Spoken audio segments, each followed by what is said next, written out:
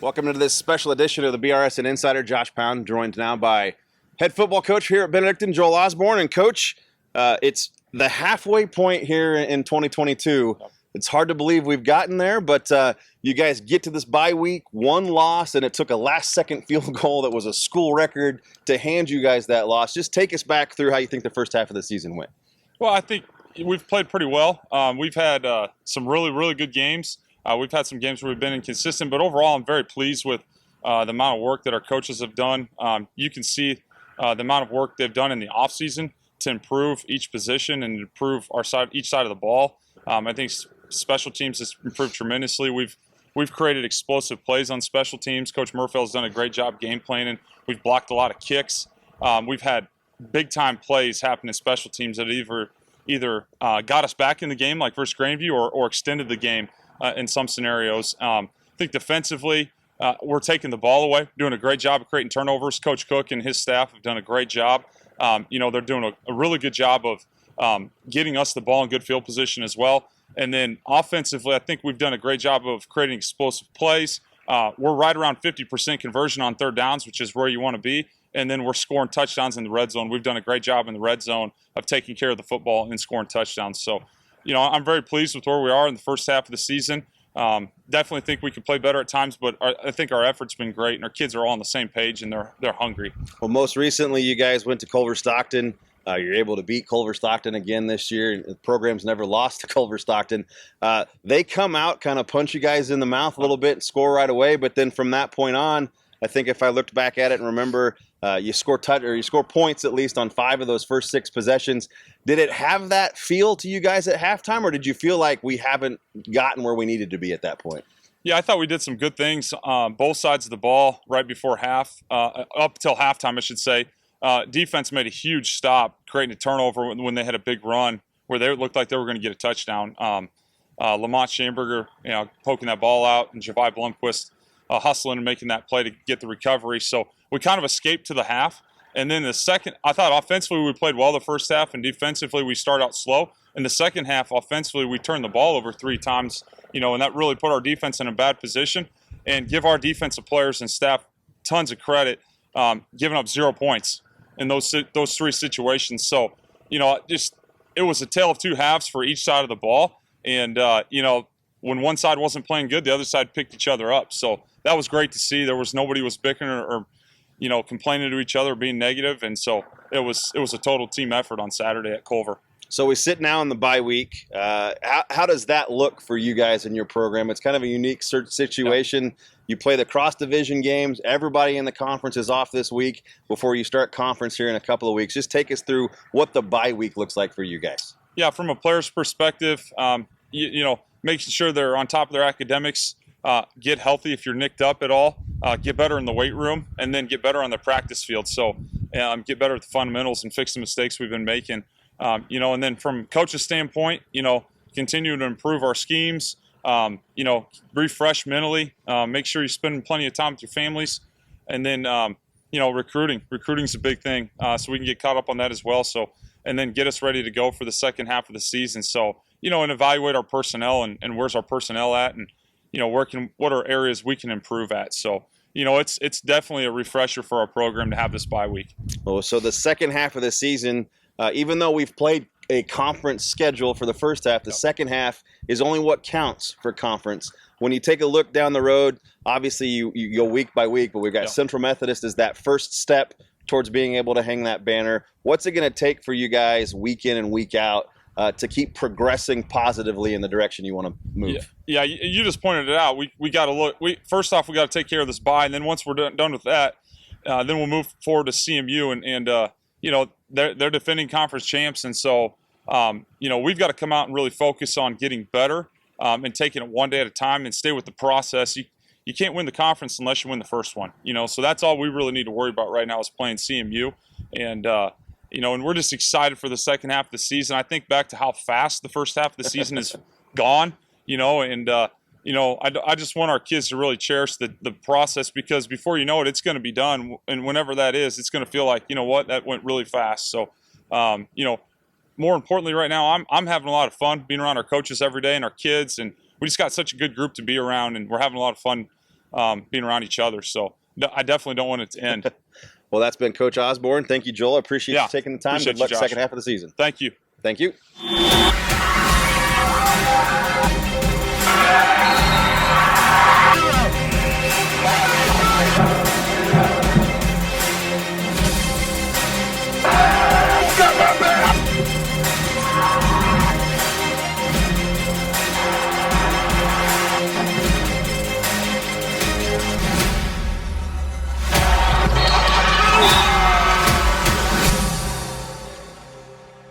Welcome into the special edition of the BRSN Insider. Josh Pound now joined by Isaac Anderson, defensive lineman for the Raven football team. And a good start to the season, one blemish on the record. Just talk about how you think the season's gone so far. Personally, I mean, I think our season's going well so far. We're just going through a lot of adversity, especially with that one loss. I mean, it was a tough loss to go through, but I feel like we learned a lot as a team and as a whole group after that loss, because it really just kind of showed like where we're at, that we can always really fight back. You know what I'm saying? We're never really out of the fight. I think it was just a big momentum swing, I guess, for the season, just to go through that loss. Well, we go back to this last weekend. You know, you're on the road to close out the divisional or cross-divisional play. Culver Stockton kind of jumps out, punches you guys in the teeth a little bit there, scores quickly, but then from that point on, it was kind of all you guys. What changed after that first series by Culver Stockton? Kind of just the mindset. I mean, right after that first series, we had like huddled up as a defense, and we just talked about, okay, they came to play. You know, like it's not going to be easy. You know, no one's just going to roll over for us. It really was like an eye-awakening moment for us. I mean, like being where we are ranked-wise, and then how we're performing during the season, and then first drive for them to come down and score on us is a big, it's a humbling moment. So we definitely took it to heart. You know, we applied it to the right places, you know, and then made the adjustments and came out better than ever, you know. Well, going into the division play, what is called conference play here in a couple of weeks, you guys in 42.5 tackles for a loss, 15 sacks.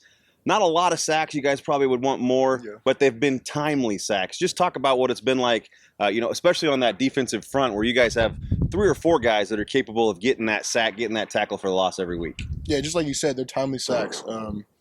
We've had them. They're not coming in bunches as much as we'd like, but that's just going to come with time, honestly. Just being D lineman, you know, we're just working out some kinks still, just trying to mesh up our cohesiveness as a group and just working more together just to, you know, get the best performance out of everyone.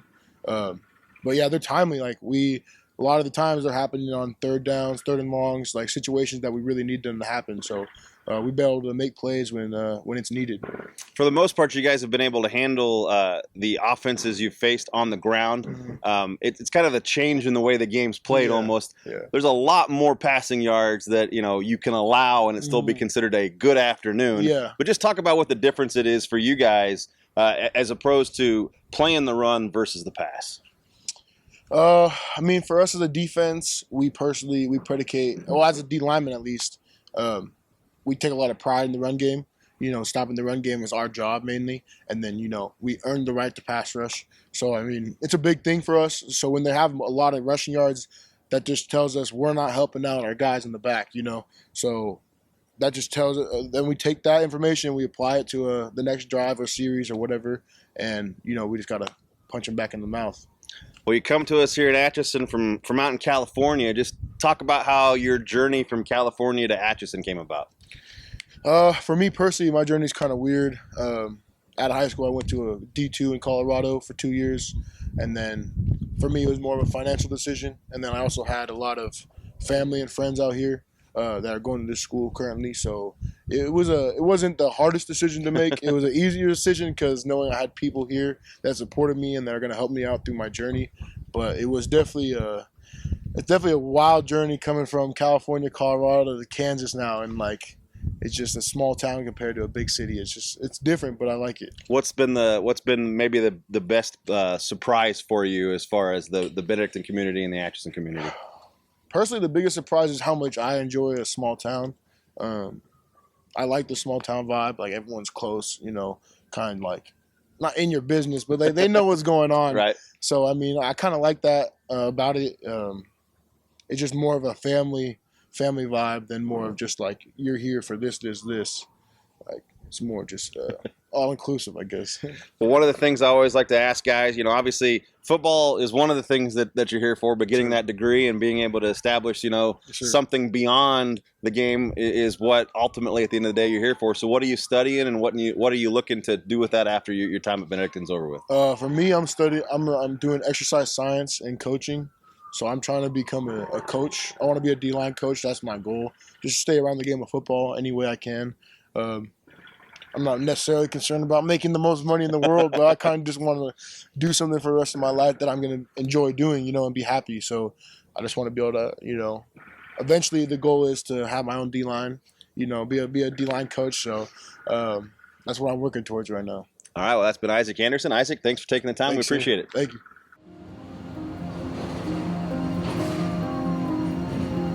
Dear young people of America, the world is full of loneliness, polarization, and confusion. And in the midst of this chaos, truth can be forgotten. But you have been chosen to influence the culture, to make an impact. The future of society is in your hands. How will you respond?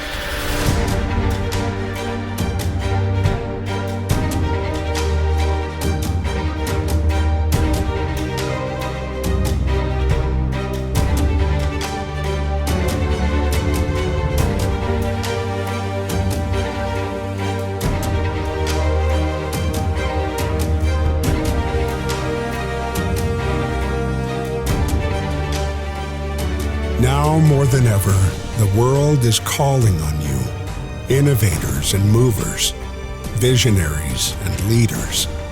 Rise to the challenge and move forward. You who are young, bring hope to the world. The future of the world shines in your eyes.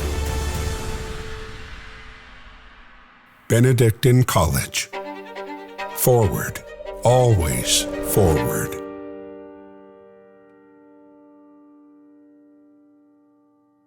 Welcome back. Now joined by Austin Buteau, a receiver here for the Raven football team. And Austin, one of the things that has gone well this year for you guys is your kickoff returns. Number 2 in the NAI. You're one of those guys that's back there. Jay Sean's got a couple of returns for touchdowns this year. I can't remember the last time we had multiple touchdowns on a kickoff return. Just take us a little bit back through, how that unit has progressed for you guys this year. Yeah, so basically, as a returner, you have to have full trust in your people up front. So when we catch the ball, we've had a lot of practice with it. We got to follow our blocks. That's the biggest thing, and we have a lot of trust for those guys up there, and it's been going great this year. Jay Sean has 2 touchdowns for returns, and like you said, we're number 2 in the NAIA for return yards, so it's been great. It's been great. So obviously when you don't get the ball when you're back there, how does that mentality switch from, okay, now it's my job to return, now you got to go help set up the return guy. So just take us through maybe that changeover a little bit. Yeah, so whenever Jay Sean makes the call that he's getting the ball, my job is to pick up any guy that's not picked up. So there's always 1 or 2 little Scanlers loose.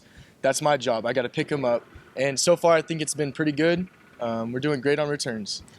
Well, then you got punt returns. You're the primary guy back there on punt returns. Way different anatomy of a play than it is on kickoff returns. Kickoffs, you see everybody coming at you typically. Punt returns, you're really kind of leaving yourself out to dry until like the last second. So just take us back, through like, okay, I got to secure the ball. I got to make sure I've got it. Then what is it as quick to react to that guy flying at you as everybody sees it? Yeah, it really is. So one thing that's always helped me is Coach Hauser has emphasized this, that keep your eye on the ball.